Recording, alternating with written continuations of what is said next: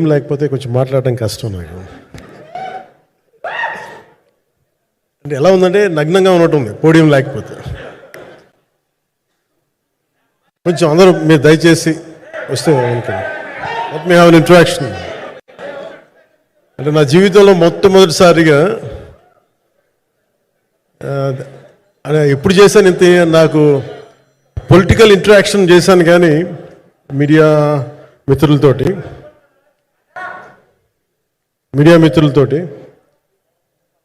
Cinema పరంగా నేను ఎప్పుడు ఆలోచించలేదు, ఎప్పుడు నాకు చేయలేదు. ఫస్ట్ టైం మొదటిసారి నేను ఎప్పుడు కొంచెం మొహమాట పడతాను మాట్లాడటానికి సినిమాకి సంబంధించినంత వరకు. ఇక్కడ సినిమాని ఎలా ప్రమోట్ చేసుకోవాలో నాకు తెలియదు. పని చేయడం తెలుసు తప్ప దీన్ని అంటే మనం ఇంత చేసామని చెప్పడం ఎప్పుడు నాకు కొంచెం ఎబ్బెట్టుగాను ఇబ్బందిగా ఉంటుంది. ఇంకా నేను చాలా యాక్సిడెంటల్ యాక్టర్ అండ్ ఇంకా గత్యంతరం లేక టెక్నీషియన్ అయిన వాడిని. నాకు నచ్చే సన్నివేశాలు, నచ్చే సినిమాలు చేసుకోవడానికి. ఆ పరిస్థితుల్లో ఇది నా మొదటి ఇంటరాక్షన్. ఇది నా కూర్చోండి.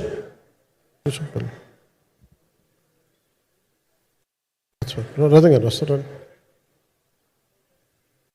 ఇదంతా చేయడానికి, మీడియా మాట్లాడడానికి ఇదేదో నాకు పొగరు అహంకారం ఏం కాదు. సినిమా గురించి నాకు చెప్పుకోవడం ఎబ్బెట్టుకోవడం, ఏం మాట్లాడాలో తెలియక, చెప్తే ఎక్కువైపోద్దా చెప్తే తక్కువ అయిపోద్దా అని. కానీ ఈ పర్టికులర్ ప్రెస్ మీట్ ఎందుకు పెట్టానంటే ఏం రత్నం గారి కోసం పెట్టాను. అంటే సినిమా బతకాలి అంటే ఈవినింగ్ ఆడియో ఫంక్షన్ పెట్టుకొని మళ్ళీ ప్రెస్ మీట్ దేనికంటే మళ్ళీ నాకు మీతో ఇంటరాక్ట్ అయ్యే అవసరం,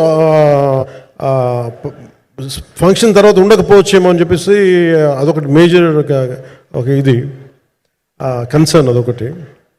అంటే రత్నం గారు అంటే ఈవినింగ్ చెప్దాం అనుకున్నా, బట్ స్టిల్ ఇప్పుడే చెప్పేస్తున్నాను ఈ మాట.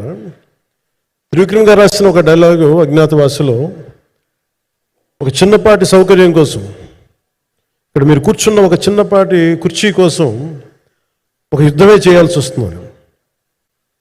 అలాంటిది ఒక సినిమాని చేయడం అంటే ఎన్నిసార్లు మినీ యుద్ధాలు చేయాలి, ఆర్థికంగా కావచ్చు, క్రియేటివ్గా కావచ్చు, వీటన్నిటికీ సంబంధించి. అలాంటిది నేను ఎప్పుడు కూడా సినిమాల్లోకి రాకముందు ఏం రత్నం గారు లాంటి వ్యక్తి నా ప్రొడ్యూసర్ అయితే బాగుండు అనుకున్నాను. భారతదేశానికి పాన్ ఇండియా సినిమాని, ముఖ్యంగా రీజనల్ సినిమాని జాతీయ స్థాయిలో తీసుకెళ్లిన వ్యక్తి ఆయన. తమిళ సినిమాని చాలా ఛాలెంజింగ్ తెలుగులో డబ్ చేసి దాన్ని స్ట్రైట్ సినిమాలతో సమానంగా ఆడేంత సత్తా చూపించిన వ్యక్తి. Film industry creative ability, creative potentiality పెంచిన వ్యక్తి. ఈ సినిమా చాలా ఒడిదుడుకులు ఎదుర్కొంది, 2 కరోనా పరిస్థితులు ఎదుర్కొంది.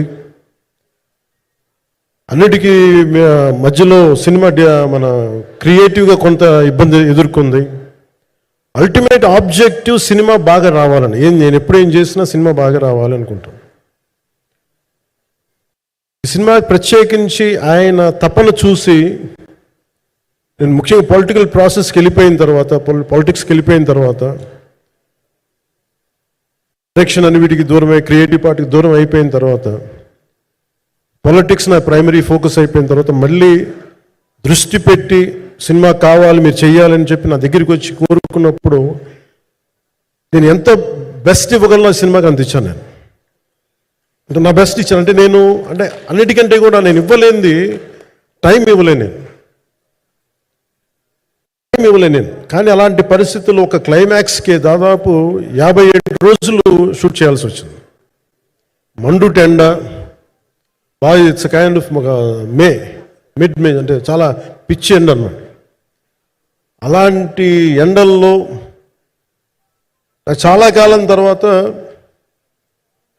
నాకు మార్షల్ ఆర్ట్స్, నేను ఎప్పుడో నేర్చుకున్న మార్షల్ ఆర్ట్స్, ఒక ఎస్క్రీమా కానీ, ఊషు కానీ, నేను నేర్చుకున్న సెల్ఫ్ డిఫెన్స్ టెక్నిక్స్ కానీ, యుఎస్లో నేను ఒక వర్క్షాప్ చేసిన జీత్ కండు ఇవి కానీ ఇవన్నీ ఈ సినిమాకి నాకు పనికి వచ్చినాయి. నాకు ఇవన్నీ వీళ్ళతో డిఫరెంట్ కొరియోగ్రాఫర్స్తో కూర్చొని ప్రత్యేకించి క్లైమాక్స్ పార్ట్ ఇది అందరికీ ఇన్స్పైర్ చేసింది. మన స్థూలంగా చెప్పాలి అంటే ఒక